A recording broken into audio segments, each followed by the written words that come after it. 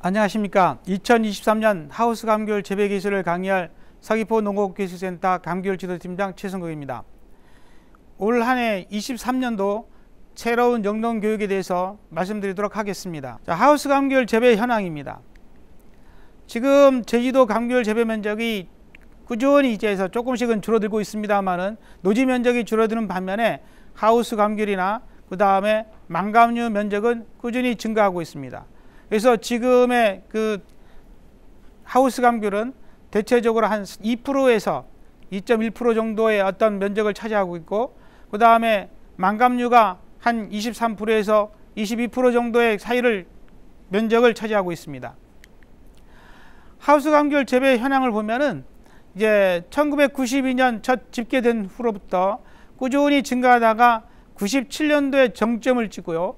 그 다음에 쭉 감소 추세를 보이시다가 다시 2016년에 다시 상승하기 시작해서 지금 꾸준히 조금씩 늘어나고 있습니다. 그래서 작년 2021년 기준 이제 373헥타 약 27,000 헥토톤 정도가 생산되고 있습니다. 하우스 감귤 재배 면적은 제주시가 한 5%를 차지하고요. 서귀포시가 95%를 차지하고 있습니다. 그래서 전체 면적의 하우스 감귤이 제주도 전체에서 95%가 서귀포 지역에서 재배되고 있고요. 그다음에 서귀포 지역의 하우스 감귤 면적을 다시 한번 또 읍면동 지역으로 나눠 보시면 지금 남원읍이 최고의 생산지를 보이고 있습니다. 그래서 제주도 재배 면적의 75%, 생산량의 82%가 저희 센터 관할인 동지역과 남원읍 지역에서 생산되고 있습니다. 그러면 하우스 감귤 재배 관리에 대해서 말씀드리도록 하겠습니다. 하우스 감귤 재배 작형을 우리가 크게 네 가지로 납니다. 극조기 가원, 조기 가원, 후기 가원, 극후기 가원. 이런 것들을 구분하는 것은 전정 시기와 그 다음에 가원 개시하는 시점을 가지고 구분을 합니다. 대부분 전정을 해서 가는 그런 여름순을 받고 가는 재배 작형을 조기 가원 작형이라 합니다. 그래서 극조기 가원과 조기 가원은 수확을 하고 가는 작형이고요. 후기 가원과 극기 가원 같은 경우는 이거는 가원 들어가면서 살짝 예비지 받는 그런 형태의 전정을 하고 가는 재배 작형을 말합니다. 그 다음에 가원 개시 시점을 보면 극조기 가원 같은 경우는 11월 이전에 들어가는 것을 말씀드리고요. 조기 가원 같은 경우는 12월 중에, 그 다음에 후기 가원 같은 경우는 이제 1월에 재배되는 거를 가원 들어가는 거를 이제 후기 가원 작형으로 봅니다. 근데 극후기 같은 경우는 1월 20일 이후에 해서 실질적으로 이렇게 비가림 재배와 이 같은 시기에 귤이 나오는 9월 하순에서 10월 하순에 되는 거를 극후기 가원이라고 나누고 있습니다. 먼저 극조기 재배 작형을 보시면 대부분 우리 극조기 작형이 하우스 감귤의 모든 기술이 투입된다고 보시면 됩니다. 이제 착과량 확보를 해서 환상바피라든지 그 다음에 순을 나오게 억제하기 위해서 NA 처리라든지 건조한다든지 BA 살포한다든지 이런 모든 이 하우스 감귤에서 동원할 수 있는 모든 기술을 총망라해서 이용하는 것이 극조기 가원 재배입니다. 그래서 극조기 가원 같은 경우는 대변 과실 비대기가 1월과 4월 중이라서 1월과 4월이라면 가원을 해야 되고 온도를 높여야 되는데 연료비 부담이 가장 많이 들어가는 작형이기도 합니다. 5월에 수확을 하고 난 다음에 전정을 하면요, 발화시킬 때 일부 온도가 야간 온도가 떨어질 수가 있어서 가온을 해서 발화시켜야 되는 그런 또 이 문제도 있습니다. 뿐만 아니라 망감류라든지 수입 오렌지하고 경쟁을 해서 실질적으로 이렇게 이 타 과일과 경쟁을 많이 하는 그런 것들이 있고 9월에 가장 큰 영향을 받아서 9월 온도에 따라서 꽃이 오고 안 오고가 많이 결정이 됩니다. 그쪽이 가원 같은 경우는 올해도 마찬가지지만 화분화 적산 온도를 저희들이 계산해 봤을 때 9월 중 화분화 적산 온도는 전년과 비슷합니다. 그래서 올해도 9월 중에 판단할 때는 꽃이 적을 것으로 예상했습니다만은 10월 상순에 이게 온도가 급격히 떨어지면서 이게 이 꽂는 분화에 필요한 온도가 급격히 올라가는 걸 볼 수가 있습니다. 적산이. 그래서 대부분 우리가 봤을 때 10월 상순에, 즉 10일간의 적산 온도를 봤을 때 44도였습니다. 그래서 실질적으로 우리가 극조기 가을을 가는데 꽃이 부족하지 않고 꽃이 적당히 이렇게 와서 올레산 같은 경우는 꽃 부족한 일이 없다라는 것이 다행으로 보이고 있습니다. 그래서 9월과 11월의 기상을 보시면 9월 달에 온도를 높였던 것이 9월 중순이 되면 온도가 떨어지는 걸 볼 수가 있고요. 그 다음에 우리가 꽃을 마는데 가장 중요한 햇빛의 비침도 거의 비가 없이 꾸준히 햇빛이 비치면서 일조량이 좋은 형태를 보여주고 있어서 올해 같은 경우는 꽃이 많이 피는 그런 형태를 보여주고 있습니다. 그래서 올해 전정시계별에서 화합분화 일수를 이렇게 저희들을 이렇게 화합분화실에서 이게 나가는 것들을 전부 다 점검을 해봤습니다. 점검을 해봤을 때 올해가 화합분화 일수를 주게 보면 5월 전정은 대부분 150일 정도면 평년과 비슷하게 150일 정도면 꽃이 만들어졌습니다. 작년 같은 경우는 164일 정도가 돼야 14일 정도가 더 있어야만이 꽃이 만들어졌지만 올해는 그랬고요. 그 다음에 6월 상순의 전정화 같은 경우는 오히려 평년보다도 5일이 빠른 145일, 그 다음에 중순 140일 정도면 이제 꽃눈이 만들어졌습니다. 그 다음에 7월에 가서는요, 11월에 좀 더운 그런 양상을 보여서인지 모르지만 약간의 어떤 그 평년과 비슷하게 전년보다도 오히려 좀 늦는 그런 모습을 보였고, 이제 8월과 7월 말 8월 쪽에는 다시 평년과 비슷한 화분화 일수를 보여주고 있습니다. 다음은 조기재배 작형입니다.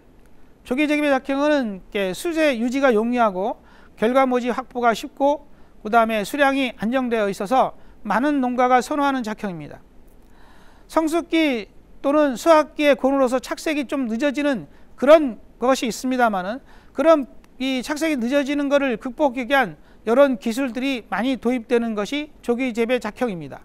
그 다음에 대체적으로 4월 점정사고라든지 환풍기 고장 이런 것들로 인해서 고온 피해 등이 많이 나오는 작형이기도 합니다. 다음은 후기가온 작형입니다. 후기가온 같은 경우는 대부분 추석을 겨냥해서 생산되고 있습니다.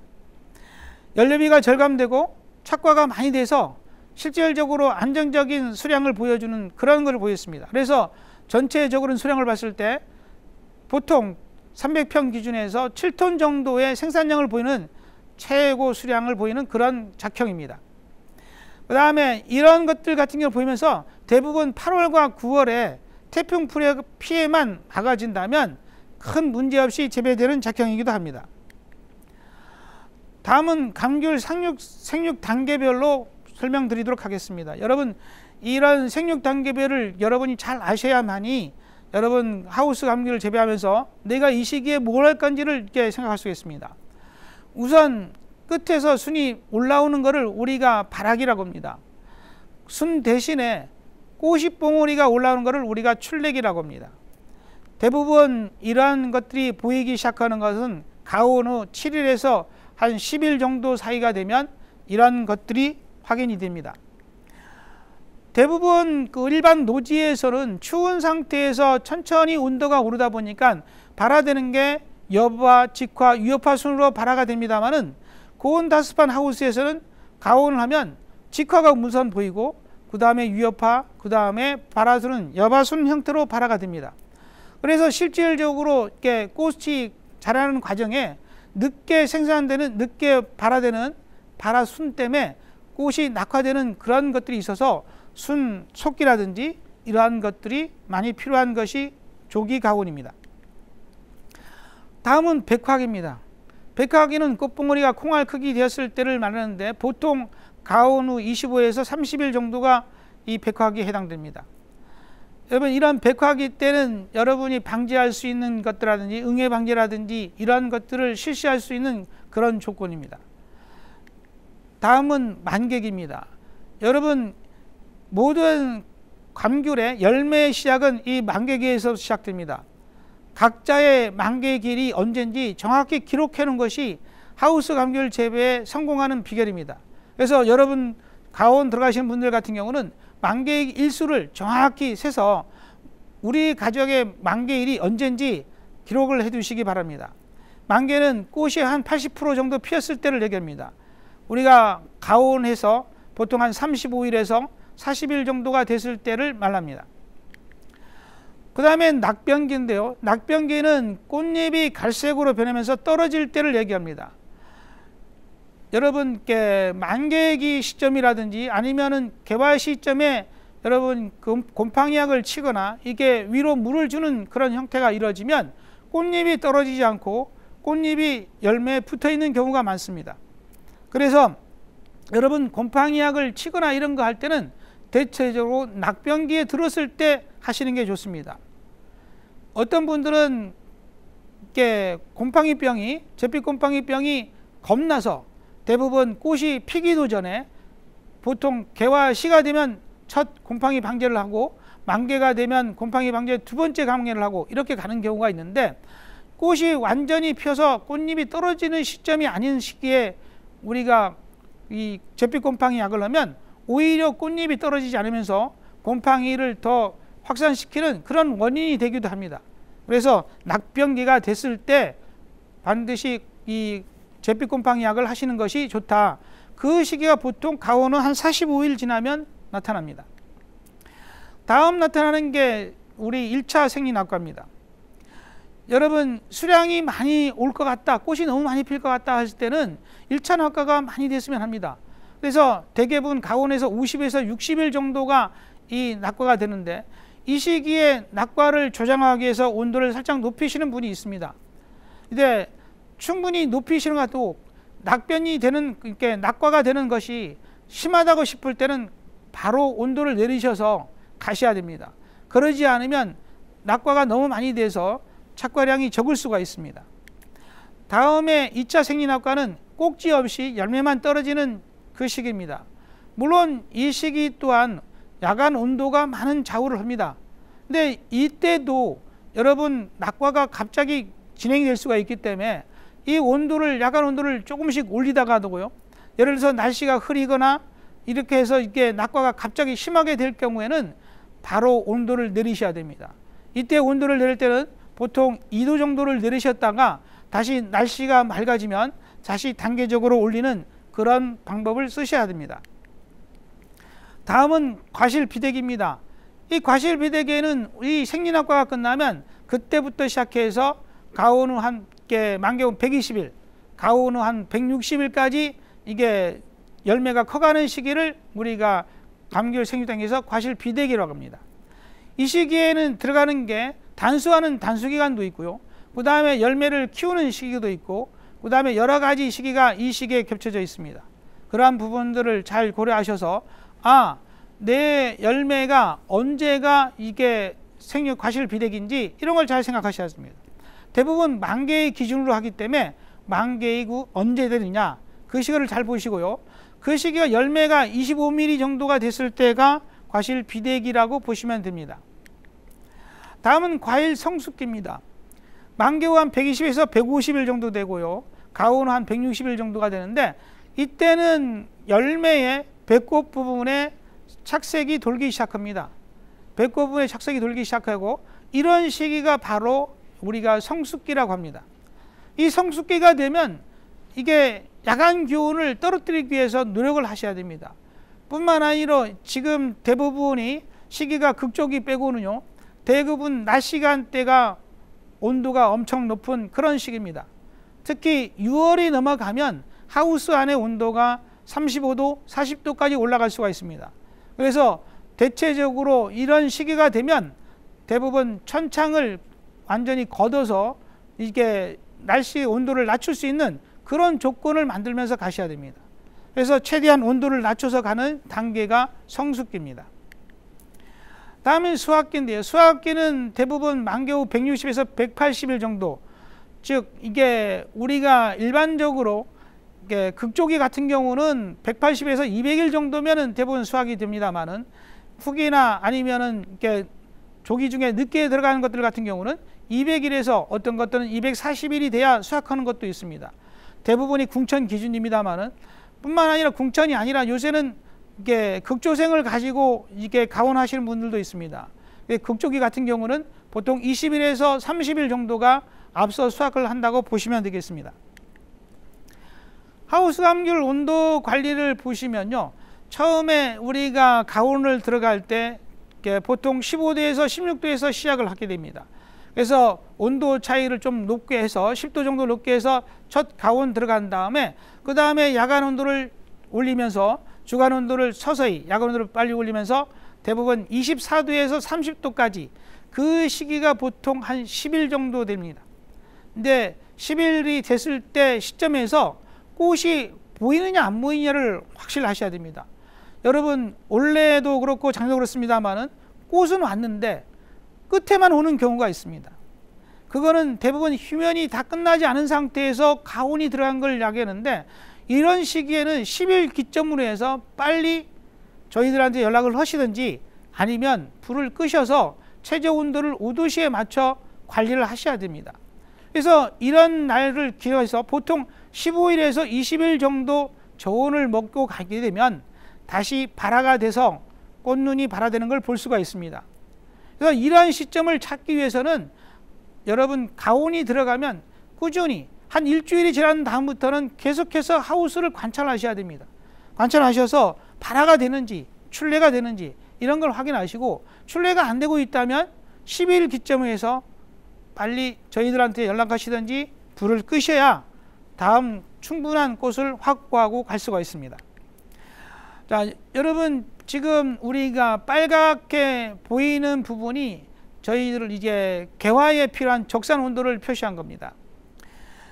개화에 필요한 적산 온도는 보통 한 800도에서 850도씨 정도입니다. 날수로 세면 보통 한 30에서 한 35일, 많을 때는 40일 정도가 필요한데요. 이게 너무 저온으로 갔을 경우에는 이게 좀 만개일이 늦춰지고 이게 꽃이 개화가 되는 시간이 좀 늦춰집니다만은 꽃이 튼실해지고요. 그 다음에 꽃이 적을 것 같다 했을 때는 이 개화 적산 온도를 좀 늘려서 천천히 온도를 올리시는 게 좋습니다. 근데 꽃이 많을 것 같다 하면 이때는 조금 빨리 온도를 높여서 그래야만이 꽃수를 조금 줄여서 갈 수가 있습니다. 그래서 그런 단계를 보시는 게 이런 거고요. 다음에 생육 단계를 보시면 보통 한 3800도에서 4000도씨 정도를 적산 온도를 삼습니다. 이게 평균 온도를 가지고요, 우리 평균 기온을 가지고 누적한 온도입니다. 근데 대체적으로 하우스 안의 온도가 35도 이상이 되면 이 적산 온도가 오히려 마이너스가 되게 되어 있습니다. 그래서 그런 부분들을 생각하셔서 내 온도가 어느 정도일 때 과일을 수확할 건가, 이런 걸 보시면 됩니다. 대체적으로 만개 기준에서 한 200일 정도가 되면, 만개 기준에서 200일 정도가 되면 보통 한 4000도씨가 됩니다. 그러면 대체적으로 수확할 수 있는 그런 시점이 오게 되겠습니다. 자, 하우스 감귤을 새롭게 하시려는 분들 많이 있습니다. 원래도 하우스 감귤을 새롭게 들어가시는 분들이 꽤 많이 상담을 했는데요. 이런 분들이 가장 이게 우려하는 것들이 뭐냐면, 어떻게 이 하우스 감귤을 할 때 어떻게 들어갈 거냐, 이런 것들을 많이 걱정합니다. 여러분 시설이나 이런 장비를 갖출 때 대부분 비용이 적게 드는 게 아닙니다. 그래서 많은 비용이 들기 때문에 이런 부분들을 고려를 잘 하셔야 된다. 하우스 위치를 어디에 앉힐 거냐, 햇빛이 잘 드는 공간, 이런 부분들을 하셔야 되고, 그 다음에 시설 면적도 너무 넓으면 온도 관리가 되지 않습니다. 그래서 시설 면적도 적당한 온도, 적당한 면적, 이런 것들을 가셔야 되고, 그래서 실질적으로 우리가 시설 면적을 보면 보통 1200평 이하, 대부분 600평에서 1200평 이하 사이의 면적을 가지고 가셔야 되고요.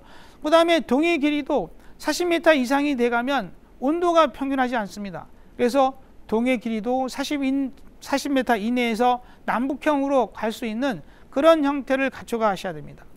그 다음에 난방 방식도요, 지금 많이 개선되고 있습니다만은 기름을 뗄 건지 아니면 전기 열풍기를 할 건지 아니면 히트펌프를 할 건지, 이런 것들을 잘 고려하시고 우리 하우스의 어느 부분이 난방비를 절감할 수 있는 가장 좋은 조건인가를 보시고 선택하시기 바랍니다.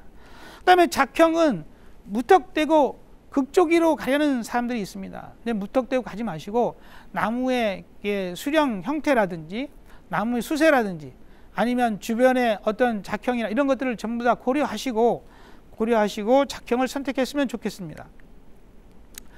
자, 그러면 하우스 감귤 온도 관리에 대해서 한번 보겠습니다. 여러분, 1차적으로 만개 후에서 1차 생리낙과가 되는 그런 시점이 보통 가온 후 40에서 60일 사이를 얘기하는데, 이 시기에는 생리낙과가 주로 이루어지기 때문에 온도를 너무 높게 올려서는 되지 않습니다. 그래서 대부분 이 시기에는 온도가 최저점, 즉 16도씨에서 18도씨, 그 다음에 최고는 22도, 24도씨 정도에서 관리가 돼야 됩니다. 근데 이때 예를 들어서 주야간의 온도 편차가 심해지면 여러분 요고가라고 해서 꼭지가 칼라봉처럼 튀어나오는 그런 것들이 발생할 수가 있습니다. 그 다음에 이 시기에 온도 편차가 너무 커서 이게 과피가 이제 문제가 되면 나중에 열과라든지 부피가 가용 원인이 되기 때문에 이 시기에 온도 편차가 절대 6, 7도 이상이 되지 않도록 관리를 하셔야 됩니다. 그 다음에 개화량이 적은 나무 같은 경우에는 또 어떤 경우에 주간에 한 22도, 23도에서 야간은 17도에서 오히려 온도를 적게 해서 가면은 열매를 떨어뜨리지 않고 생리낙과를 약화시켜서 갈 수 있기 때문에 저온 관리하시는 것이 좋습니다. 그 다음에 1차 생리낙과기는 가온 후에서 60일 전후에 대부분 이루어집니다. 보통 최저 기온이 17도에서 18도시, 최고가 한 23, 24도로 관리하는데요. 이 시기가 되면은 기본적으로 1차 생리낙과기가 거의 마무리가 되는 시점입니다. 이 시기가. 그 다음에 이 시점이 되면 서서히 조금씩 온도를 올리기 시작합니다. 온도를 올리기 시작하는데 이 시기가 되면 대부분 2차 생리낙과기까지 서서히 온도를 올립니다. 밤온도를 먼저 올리고 그 다음에 낮온도를 올리는데요. 보통 기본적으로 0.5도씨 정도를 올릴 때 보통 하루나 이틀, 보통 3일 정도를 가지고 온도를 올리셔야 됩니다. 그래서 0.2도, 0.3도 이렇게 구분할 수 있는 것 같은 경우는 그 시기의 온도를 0.2도라든지 0.3도씩 해서 매일 조금씩 올려가는 게 좋고요. 그러지 못하고 온도를 0.5도라든지 1도씩 올려야 될 경우에는 한 번 올리고 난 다음에 2, 3일 지난 다음에 다시 올리고 이런 방식을 쓰셔야 됩니다. 온도를 너무 빨리 올리면 2차 낙과가 갑자기 많아지는 걸 볼 수가 있습니다. 특히 흐린 날이 지속이 되면 이게 온도를 올리지 않아도 이제 낙과가 많이 되는 걸 볼 수가 있는데 이 시기에는 반드시 온도를 낮추셔야 됩니다. 야간 온도를 낮추시고요. 주간에도 흐리면 온도를 낮추셔야 됩니다. 그 다음에 2차 생리낙과기가 후기 가온이 2차 생리낙과기가 오는 이 시기에는 대개는 2차 생이 끝나갈 무렵에 온도를 조금씩 올립니다. 그래서 한 110일 전후에서 야간 온도가 한 23도, 24도가 되게끔 주간 온도가 30도가 되게끔 해서 관리하시면 이때부터가 바로 과실 비대기에 해당되게 됐습니다. 즉 과실 비대기가 되면 온도를 천천히 올려서 최저 온도를 24도 또는 25도까지 올리시고요. 최고 온도를 30, 32도까지 올리시면 됩니다. 이때는 충분히 이렇게 올려가기 때문에 관수로 비대를 촉진시킬 수 있습니다. 하지만 이 시점이 바로 중간 단수가 들어가는 시점이기도 하기 때문에 온도를 조금 관리하시면서 중간 단수가 들어간 다음에 바로 온도를 단계적으로 올리시고 그 다음에 물을 충분히 주시면서 성숙시켜 주시면 좋겠습니다.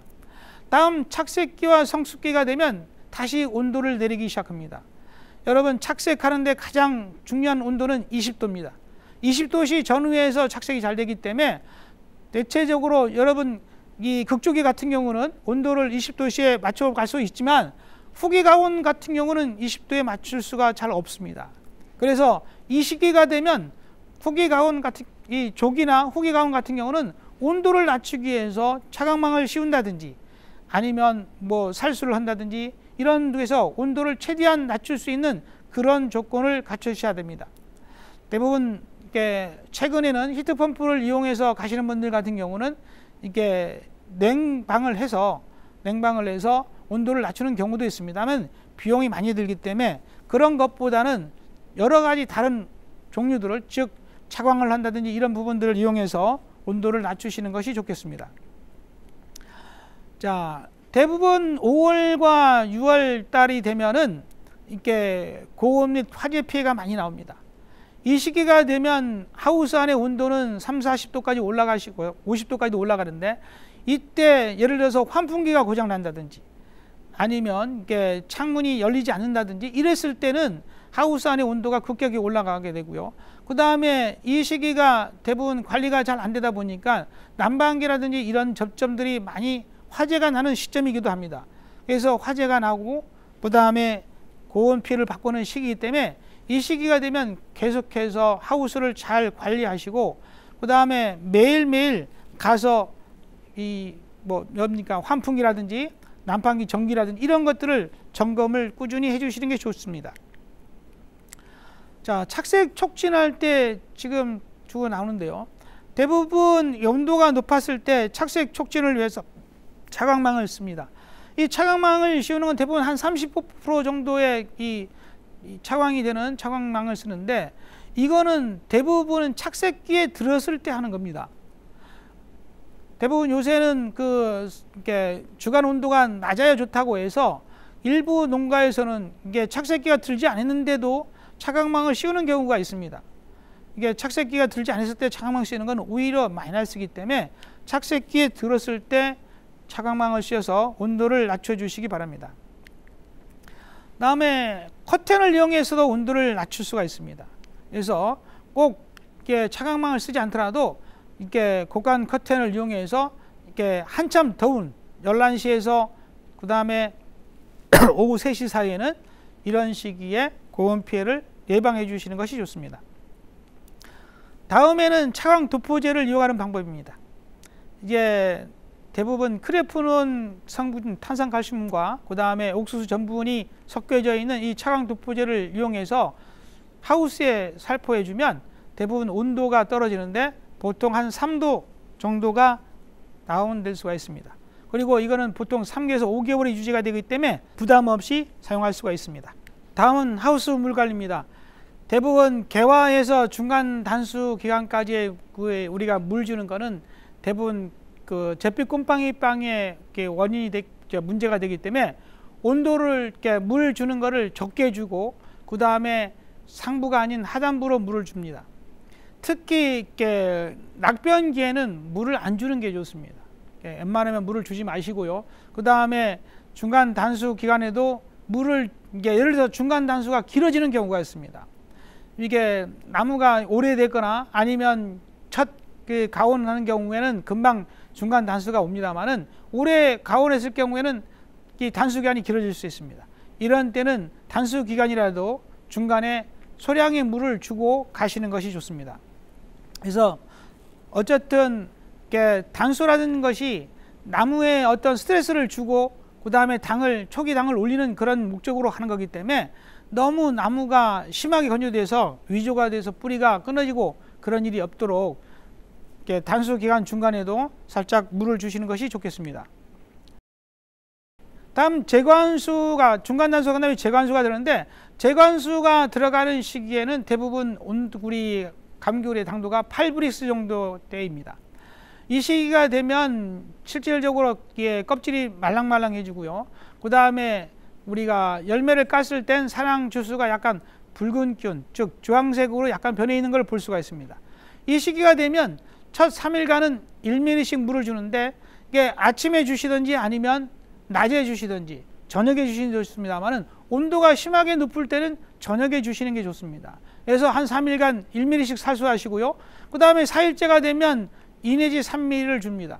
그 다음에 6일째가 되면 3 내지 3ml를 주고요. 그 다음에 10일째가 되면 5ml를 주는데 이때부터는 정상적으로 5 내지 10ml를 보통 7일 간격에서 10일 간격으로 꾸준히 물을 주시면 이게 우리가 착색이 되고 열매를 오는데 도움이 되겠습니다. 그 열과가 발생하면 관수량을 줄여주시는데요. 열과가 발생되는 시점에 되면 환기를 잘 하셔서 하시고 그 다음에 열과가 된 걸 바로 따내지 마시고 조금 기다렸다가 이게 착색이 되거나 꼭지가 노랗게 변했을 때 따내시는 것이 좋습니다. 자, 열과 발생하는 것들의 주된 원인 중에 여러 가지가 있습니다만 곰팡이병에 의해서 가는 경우가 있는데요.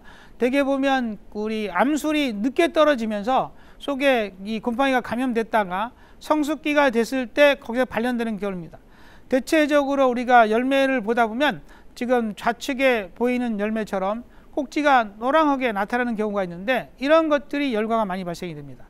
그래서 이런 열과가 발생이 되는 것들은 봄철에 곰팡이병 방지에도 중요하고요.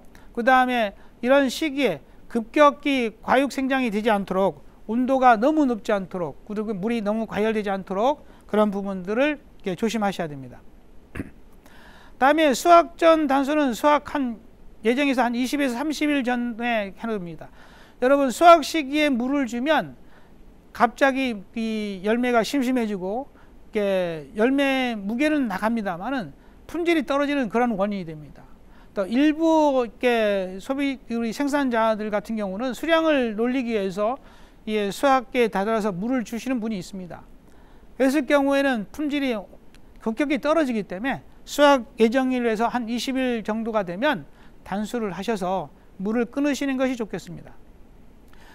여러분 관수량을 계산할 때 대부분 얼마가 줘야 몇 톤이 들어가는지 잘 모릅니다. 이럴 때는 계량기라든지 아니면 펌프의 용량을 보시고 결정하시는 것이 좋고요. 그 다음에 이런 것들이 여러분이 좀 난해하다 이러신 분들 같은 경우는 50마리짜리 한 통에 1톤입니다. 50마리짜리 물을 넣고 한번 살수를 해봐서 나가는 시간을 재보시면 1톤이 나가는데 어느 정도구나 이런 것들이 감이 오게 되어 있습니다. 그러면 1톤이 나가는데 5분이다. 그러면 이래서 5톤을 준다 하면 25분을 주면 5톤이 나가는 겁니다. 그래서 이런 것들을 계산을 하셔서 정확한 물량을 계산하고 관수할 수 있는 그런 역량을 키워야 되겠습니다. 다음은 열매 속기입니다. 열매 속기는 1차적으로 1차, 2차, 3차에 열매 속기를 합니다만은 대체적으로 소과 대과 상처과 이런 것들을 대부분 적과를 하는데 대체적 과거에는 열매 속기를 할 때 열매 가지수를 셉니다. 지금은 열매 속기를 하는 방식이 어떻게 되느냐, 상부에 큰 열매, 대과가 될 것들을 미리 따냅니다. 그러면 그 부분에서 예비지가 발생한다든지 아니면 빈 가지가 남게 돼서 다른 열매들을 키우는 요인이 됩니다. 그러면 하단부에 있는 열매들이 상층부 열매가 커지면서 대부분이 상품과로 올라옵니다.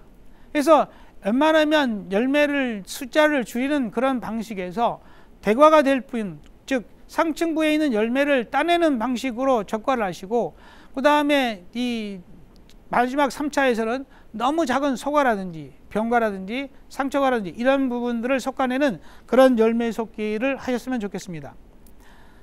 그래서 비대 관리를 위해서는 잎당 열매가 열매 하나당 잎이 한 20매 정도가 필요합니다. 그래서 이런 부분들을 살펴서 적과를 해주시고요. 대부분 상층부에 적과를 많이 하시는 것이 하단부의 열매를 올리는 그런 목표가 됩니다. 그 다음에 낙과가 발생할 수 있는데요. 이상낙과가 생리낙과 후에 3차 낙과가 올 수 있습니다.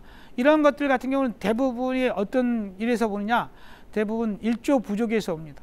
일조 부족에서 오기 때문에 날씨가 너무 흐려지거나 이럴 때는 좀 온도를 낮추시고 그런 부분을 조치했으면 좋겠습니다. 그런데 이런 시기에는 과정부에 검은 반점이 생깁니다.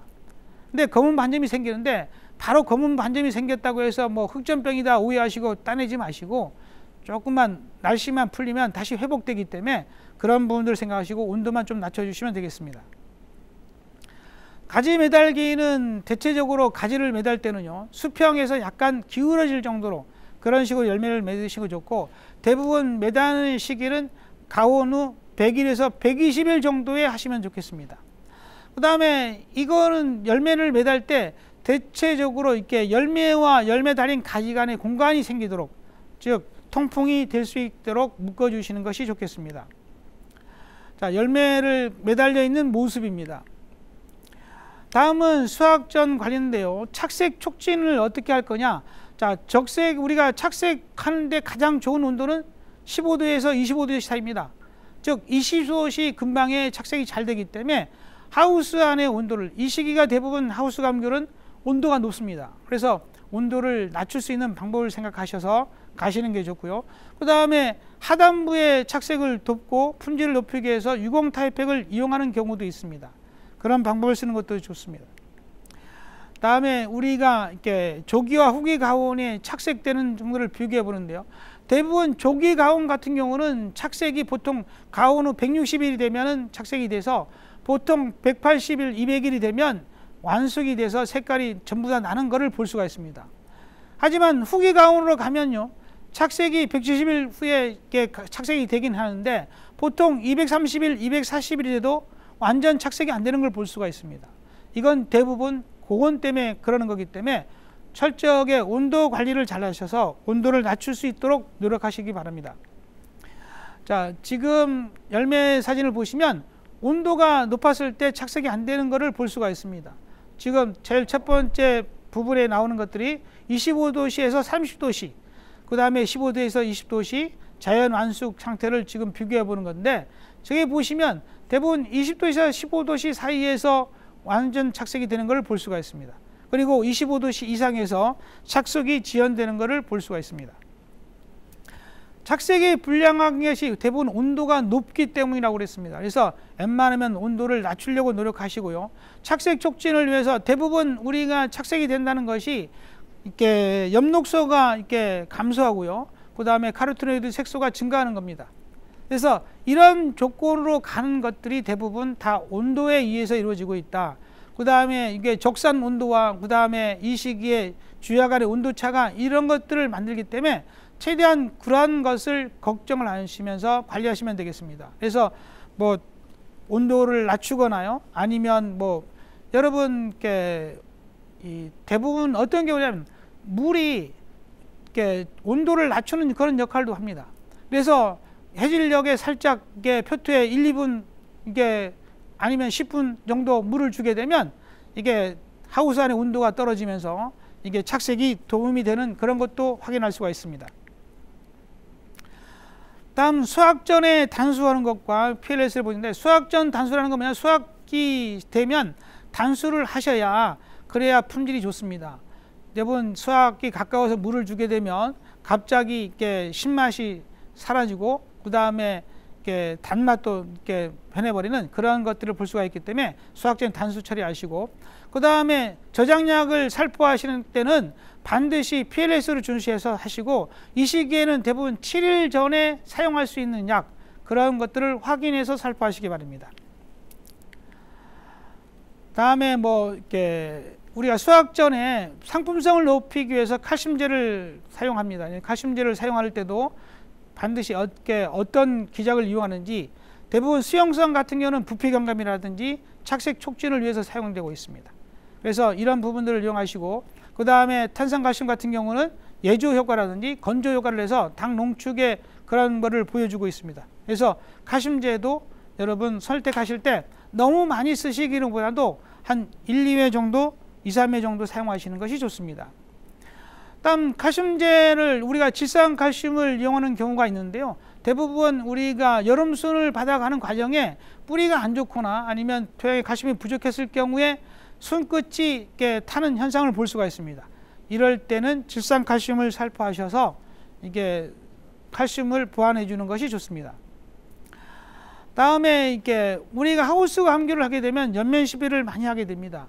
대부분 뿌리 활력이 좋지 않아서 뿌리 활력 대신에 우리가 영양제를 많이 공급을 하게 되는데, 근데 이거를 너무 과다하게 이용하게 되면 지금 이렇게 열매에서 보이는 것처럼 대부분 우리가 이 과표면이 매끄러워지는 수확의 열매가 성장기인 보통 한 열매 크기가 50mm 정도가 됐을 때 우리가 이 연면 시비를 잘못하면 저런 피해를 많이 봅니다. 그래서 웬만하면 이 과표면이 매끄러워지는 그 시기가 되면 이렇게 영양제를 웬만하면 삼가하시고 그 전에 하시든지 아니면 이렇게 착색이 된 후에 칼슘제를 이용하는 그런 방법을 쓰시는 것이 좋습니다. 근데 일반적으로 우리가 아미노산 액비라든지 이렇게 당성분이 들어있는, 당밀을 이용한 당성분이 들어있는 것들은 절대 이렇게 열매가 매끄러지는, 표면이 매끄러지는 시점에는 사용하지 않는 것이 좋겠습니다. 자, 수확 시 여러분 과경지를 낭비하는 거면 열매 부분만 따내고 과경지 부분을 하면 이렇게 혹처럼 돌출된 부분이 있습니다.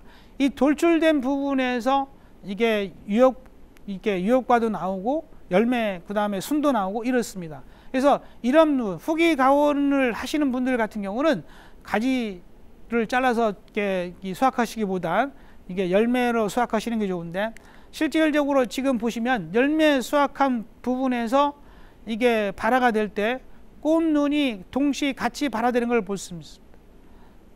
여바와 그 다음에 꽃눈이 같이 나오는 걸 볼 수가 있는데, 이런 것들이 후기가온의 수량성을 높여주는 원인이기도 합니다. 그래서 웬만한 후기가온에서 열매를 따실 때는요, 이게 가지를 끊어서 따기보다는 열매를 따내시는 그런 방법을 쓰시는 게 좋습니다. 그다음에 뭐 수확 후에는 반드시 수세 회복을 하셔서 연면 시비를 해서 나무가 빨리 회복할 수 있도록 도와주시는 게 좋습니다. 그다음에 기후 변화에서 지금 올해도 마치 눈이 많이 오고 춥습니다. 이러한 것들이 많이 발생하기 때문에 폭설, 한파, 고온, 그다음에 이런 것들이 많이 발생하기 때문에 그런 것에 대해서 대비하시고요. 그다음에 지금 우리가 화분하기 때 9월과 10월 달에 고온 때문에 그다음에 화분화가 지연이 되는 그런 것들이 작년 예로 알 수가 있습니다. 그래서 웬만하면 그 시기에 어떻게 온도를 낮출까 이런 것들도 많이 고민하셔서 가시고요. 그 다음에 재해라든지 이런 것들이 많이 발생하기 때문에 주의하시기 바랍니다. 다음 하우스 감귤 같은 경우도 이제 가온하는 방법이라든지 이런 부분들을 잘 찾으시고요.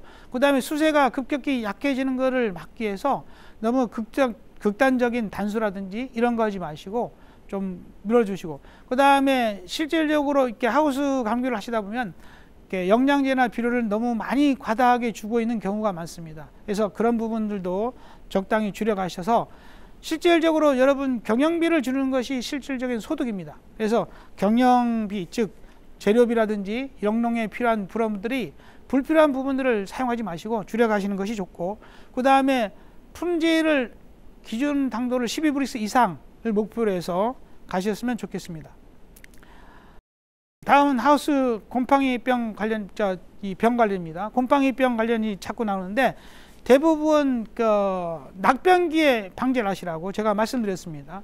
낙병기 때 하셔야 된다. 지금 뭐 개화시라든지 만개기 초에 하시면 꽃잎이 떨어지지 않으면 오히려 곰팡이병이 더 번지는 그런 원인이 되기 때문에 그런 때 하지 마시고 낙병기 때 하시라 보시고요.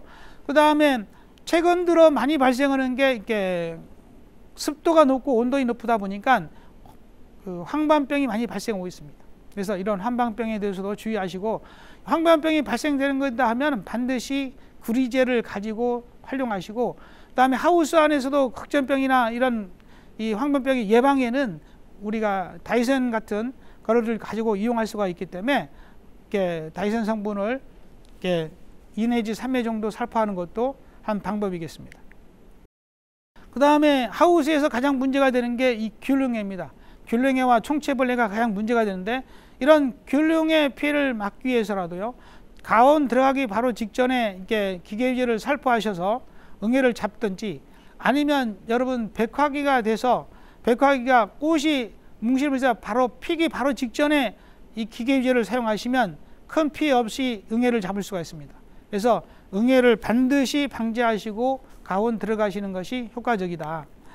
그 다음에 뭐 참원지 응애, 진딧물 이런 것들은 계속해서 방제가 되고 있습니다. 그래서 참원지 응애 같은 경우는 대부분 우리가 이렇게 성숙기에 들어가는 시점, 그 시점에 기계유제라든지 뭐 다이센 같은 걸 같이 활용하시면 방제가 가능하고요. 진딧물 같은 경우는 꾸준히 관찰하시면서 발생이 되면 바로바로 방지하시는 게 좋습니다. 다음에 총체벌레 피해인데요. 여러분 총체벌레 피해는 가온하우스에서 이젠 무시 못할 가장 큰 이게 이 병제로 나타나고 있습니다. 여러분 수확기에 다 자라서요, 총체벌레가 피해를 주면 위에 보이는 귤처럼 이렇게 약간의 호반 현상이라든지 이런 것들이 발생이 되면서 상품성이 급격히 떨어져 버립니다. 그래서 이런 부분들을 생각해 총체벌레 방제 열심히 하셔야 되고요. 총체 방제는 기본적으로 예찰이 가장 중요합니다. 예찰을 빨리 하셔서 빨리 이 총체벌레가 있는지 없는지를 확인하시는 것이 가장 중요하고요. 확인이 됐다면 방제를 하시는데, 대부분 총체벌레가 이렇게 방제를 하려는데 우리가 총체벌레 방제하는 가장 못하는 근본적인 이유 중에 하나가 총체벌레를 15일에 한 번씩 방제하고 있습니다. 여러분 총체벌레는 대체적으로 가온하우스에서 우리가 성장기 때가 되면 온도가 하우스 평균 온도가 보통 15도가 넘고, 보통 이게 성장기 때 되면 평균 온도가 25도가 거의 됩니다. 25도가 됐을 때는 총체벌레가 한 사이클, 즉 R에서 다시 R까지 가는데 걸리는 사이클이 15일입니다. 그러니까 15일이면 여러분 예를 들어서 15일마다 방제를 하게 되면 어떻게 되느냐? 대부분 총체벌레는 10일 정도를 15일 기준으로 했을 때 10일 정도를 이렇게 나무 위에서 살고요. 그 다음에 보통 5일 정도는 땅에서 번데기로 살고 있습니다. 그래서 그런 부분들에 의해서 대부분 얘네들이 자라가는 과정에 이게 실질적으로 죽지 못하고 이게 계속해서 번성하는 걸 볼 수가 있습니다. 제가 왜 총체벌레를 이렇게 많이 얘기하냐면요. 총체벌레 피해가 꾸준히 늘고 있기 때문에 그렇습니다. 지금 망감류, 그 다음에 하우스 감귤, 노지 감귤 할 것 없이 총체벌레 피해로 모두 앓고 있습니다. 여러분 총체벌레 피해가 떨어지게 피해가 오면 실질적으로 다 생산하고도요 가격을 제대로 받을 수가 없습니다. 그래서 대부분 총체벌레를 방제할 때는 무조건 2번 방제한다고 생각하십시오. 2번에서 3번 정도를 방제해야 되고 보통 그것도 일주일 간격으로 방제를 하셔야 됩니다. 그래야만이 얘네들이 재생산되는 것을 막을 수가 있습니다. 그래서 여러분 이게 항상 예찰 하시고 이게 발생이 했다면 반드시 일주일 단위로 2번 내지 3번 방제를 하셔서 총체벌레를 막아주시면 좋겠습니다. 지금 이 화면에 보이는 것은 이게 총체벌레가 싫어하는 그런 총체벌레 차광망입니다. 우리가 눈으로 볼 때는 이게 붉게 보입니다만은 총체벌레가 볼 때는 저렇게 까맣게 보입니다. 지금 하단 화면에 보면 왼쪽에 보이는 것이 이제 우리 인간들이 봤을 때 그 색깔이고요. 그 다음에 다음 거는 총체벌레든 곤충이 봤을 때 모습 그 색깔입니다. 그래서 저런 것들을 가지고 예방하는 방법도 있고요. 그 다음에 그 토양에 있는 번데기라든지 아니면 어린 유충들을 이렇게 죽이기 위해서 이게 미생물을 이용한 방법도 있습니다. 근데 이 미생물을 이용하는 방법이 이게 총체싹이라는 그런 품종이 있는데요. 대략 뭐 환경탄이라든지 총체싹이라든지 이런 종류들이 많이 있습니다. 이런 걸 가지고 토양에 살포하는 방법도 있습니다. 하지만 이런 것들이 실질적으로 전체적으로 이렇게 총체를 막을 수는 없기 때문에 실제로 총체가 나타났다 하면 여러분은 반드시 그거를 이렇게 일주일 단위로 해서 방제를 해 주셔야 됩니다. 다음에는 우리가 지금 계속해서 하우스 감귤에서도요, 해마다 이게 PLS 위반 사례가 발생되고 있습니다. 여러분, PLS 위반 사례 중에 가장 근본인 게 뭐냐면 이게 사용 일수라든지 이런 것들을 지키지 않아서입니다. 그 다음에 여러분 지금 우리 새롭게 농약이 고지되고 그 다음에 또 농약이 취소되고 있습니다. 여러분 새로운 약이 취소됐을 때는 내가 갖고 있더라도 그 약을 사용하시면 안 됩니다. 고지된 약이 만약에 PLS 고지에서 예를 들어서 사용 못하는 약으로 등록이 됐다 하면 그거를 사용하지 마시고 농협에 가셔서 아니면 약방에 가시면 그거는 교환해 주게 되어 있습니다. 그래서 교환을 하시고 사용하시기 바랍니다. 그래서 반드시 어떤 약의 작용 기작이라든지 아니면 약 설명이라든지 이런 것들을 꾸준히 살피시고 이게 내 PLS 제도에 위반이 되는지 안 되는지 그걸 확인하시기 바랍니다. 그래서 반드시 하우스 감귤은요, 감귤에 등록되어 있는 약재만을 사용하셔야 됩니다. 그런 것들을 사용 안 하시면 반드시 우리가 농약 위반으로 이게 갈 수가 있기 때문에 그런 부분들을 살펴주시기 바랍니다. 이제 마지막으로 여러분 원래 하우스 감귤을 어떻게 재배해야 될지를 가지고 지도 방향을 말씀드리겠습니다. 여러분 계속해서 기상 변화가 계속해서 발생되고 있습니다. 그래서 이러한 것들에 대해서 여러분 잘 활용하시고 화분화라든지 휴면이라든지 이런 거를 잘 확인하셔서 가온 들어가시고 가온 들어가셨을 때도 항상 온도 변화 이런 걸 보시게 됩니다. 아까 보셨지만 대체적으로 우리 하우스 감귤이 6월 중순이 지나면 8월까지 거의 가격대가 보합세를 줍니다. 어떠한 관리가 난방비를 가장 절약할 수 있는지 그런 거를 따져서 난방비를 줄일 수 있는 그런 가온 시스템을 찾아가시는 것이 좋겠습니다. 그 다음에 여러분 이 기온이 이상이 생기면서 낙과나 이런 부분들이 많이 발생하고 있습니다. 그래서 이런 거에 따른 온도 관리, 물 관리, 일조 관리 이런 것들을 잘 하시고요. 그 다음에 거름 및 비료를 주시는데 여러분 거름 같은 경우도 대부분 이게 미리 1년 전에 거름을 받아 놓으셨다가 이게 삼켜서 사용하시기 바랍니다. 제가 작년에 보면서 이렇게 느낀 게 뭐냐면 거름을 주고 난 다음에 거름독으로 인해서 낙엽이 되고 낙과가 되는 걸 많이 봐왔습니다. 그래서 그런 것들 같은 경우는 내가 좋게 열매를 키우기 위해서 준 것들이 오히려 마이너스가 되는 것들이기 때문에 이런 걸 위해서는 미리 1년 전에 거름을 받아 놓으시고 그걸 나중에 삭히신 다음에 주시는 게 좋습니다. 그러지 못했다면 차라리 거름을 안 주시는 게 좋습니다. 다음에 비료 관리도요. 성장기 때는 비료를 안 주시는 게 좋습니다. 여러분 가온 들어가는 시점에 비료를 주시든지 아니면 수확 후 난 다음에 새 관리에 비료를 주시고 성장기에는 비료를 주지 마십시오. 여러분 성장기에 비료를 주면 품질이 나빠지고요. 그 다음에 열매가 대과 형식의 비료가 많이 생깁니다. 그 다음에 열과가 많이 됩니다. 그래서 웬만하면 이게 성장기에는 비료를 주지 마시고 항상 가온 들어가기 전이나 아니면 가온 들어가면 바로 그 시점에 주시고 그 다음에 수확한 다음에 수세 관리 차원에서 비료를 주시길 바랍니다. 그 다음에 여러분 고온 피해가 많이 발생하고 있습니다. 개폐기 관련이라든지 이런 것들을 잘 확인하셔서 고온 피해 예방하시고 그 다음에 물 관리도 과거에는 열매를 준다면 물을 많이 줬습니다. 물을 많이 주는 방식이 아니라 여러분 적게 주는 방식, 제가 누누이 얘기합니다만은 물은 절수를 하시고 그 다음에 자주 주는 방식으로 가시기를 바랍니다. 그 다음에 여름철에 고온을 경감하기 위해서 여러 가지 고온 경감 대책을 세우시고요. 그 다음에 착색 촉진하는 방법도 여러 가지 체크하시기 바랍니다. 그 다음에 여러분 당도를 높이기 위해서 이렇게 사정 복합비료를 많이 활용합니다. 근데 이게 이 증거가 증명이 되지 않은 그런 것들을 사용하기보다는 여러분 증거가 증명이 되어 있는 그런 것들을 비싼 사정 복합비료보다는 내가 알고 있는 그 다음에 모든 사람이 다 알고 있는 그런 걸 가지고 이용해서 고품질 생산을 위한 비료 활용을 하셨으면 좋겠습니다. 그 다음에 마지막으로 내년도 2024년을 위한 그런 전정이라든지 꽂는 분화 촉진이라든지 이런 것들을 즉 6월 이후에 꽂는 분화 촉진, 전정, 그 다음에 9월 이후에 꽂는 분화 촉진 이런 부분들을 잘 살펴주셔서 2020년 하우스 감귤이 모두 잘 이루어지기를 바라겠습니다.